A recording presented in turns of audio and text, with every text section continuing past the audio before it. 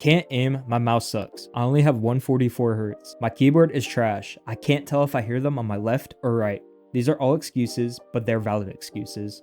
I took a deeper dive to see what are the best peripherals for Valorant, so you don't have to keep making these excuses. Yes, products in this video will cost you guys money, and no, this is not sponsored.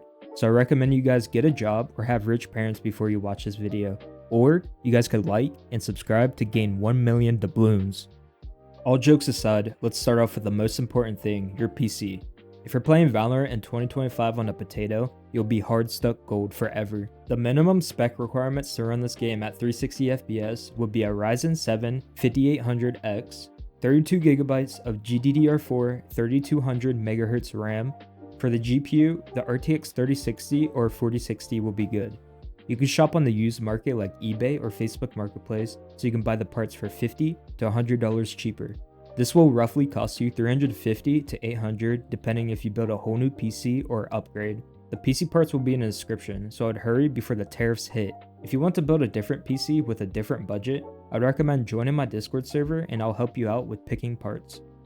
Alright, now let's go with a monitor. We want to go with the 240Hz monitor because right now they're pretty cheap and they're most reliable. So either I would go with the BenQ Zowie XL2540K or the Asus TUF Gaming 280Hz. The BenQ Zowie is higher quality and a lot of pros use it in almost every game. The Asus TUF has an extra 40Hz and it's cheaper, coming in at $220 USD, and the build quality is around the same as the Zowie. So I recommend the Asus TUF 280Hz.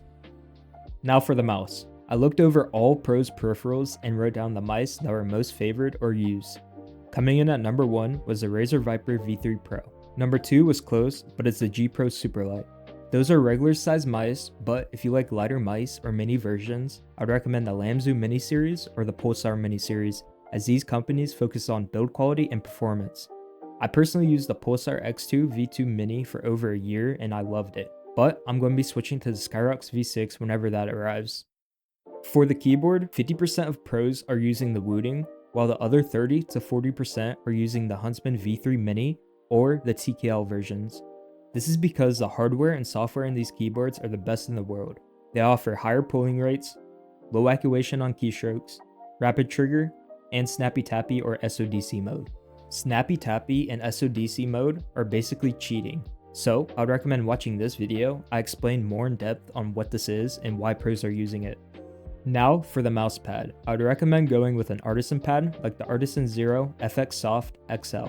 If you're looking for cheaper alternatives but almost identical build quality, I would recommend the Saturn Pro Soft XL, Zowie GSR SE, or the HSR series, or you could go with the Vaxi PA or PE series. These are all great mouse pads, but I personally cycle between the Artisan Zero, the Saturn Pro, Aqua Control Plus, and the Etlé Bloom pad. Now for the headset. I looked through all the pros headsets and most pros use the Razer Blackshark V2 Pro, the HyperX Cloud 3s, or G Pro X wireless headset. These are good headsets, but for a cheaper option, I would go with the HyperX Cloud X. I personally had this headset for 4 years before I slammed it and got mad, but I personally think it's better than my current headset, which is the Cloud 3s. If you guys also just want to improve the quality of any headset, I would watch this video here. If you guys want to see more videos like this, or you want me to cover what your favorite pros are using, I want you to comment your favorite pro below, and the links to everything I said in this video will be in the description. They're affiliate links, so I can make a little money from them. So much support would be appreciated. I'm currently getting my website up right now as we speak. I'll give you guys a little preview, but I won't coach until I get back in the hang of things. So expect my coaching to be up around May, end of April-ish, but you can catch me streaming on Twitch, or you could join my Discord and I'll be over there. Adios.